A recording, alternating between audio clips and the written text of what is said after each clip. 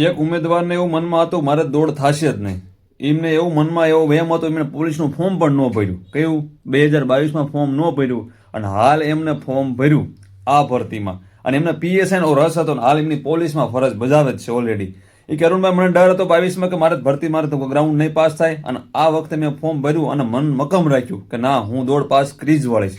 અને ફાઇનલી હું ઘણા ટાઈમથી મહેનત કરતો હતો, અને છેલ્લા 9 વર્ષ મારે ફરજ બજાવતા 9 વર્ષ મને વર્દી મળી એનું થઈ ગયું. પોલીસની વર્દી મળી 9 વર્ષ થઈ ગયા. અને આજે મને થોડુંક પીએસઆઈનું સપનું હતું, અને ફાઇનલી મેં કે દોડ આજ પાસ કરી વળી છે. સમજણું? 2 દિવસ મોરીને દોડ પાસ કરી, અને એમની મારી ભેગી રાતે વાત થઈ. પોતે સ્ટાફના માણસ છે, છતાં પણ એમને એક મન મક્કમ રાખી અને એમને કીધું કે અરુણભાઈ તમે વિદ્યાર્થી ઉમેદવારોને બધાને જણાવજો જે રનિંગ રહ્યું ને એ મનનો ખેલ છે. તમારું મન મક્કમ હશે ને તમે આરામથી પાસ થઈ જશો. બરોબર? એટલે બહુ બધા વિદ્યાર્થીઓ, બધા ઉમેદવારો બધા મૂંઝવણમાં છે કે અરુણભાઈ અમારે ગ્રાઉન્ડ થશે આ તે. તો બધાને કેવું છે કે મન મક્કમ રાખજો, આરામથી થઈ જાય. અને નહીં થાય તો એમ સમજવાનું કાંક બીજું સારું હશે, બાકી ઉપાધિ કરવાની વાત જ નથી. બરોબર? અને જે લોકો ખાખીની તૈયારી કર્યા છે યાર, આ 9 બુકું કંઈક ઓફરમાં છે. 9 બુકું 99 રૂપિયા મળશે.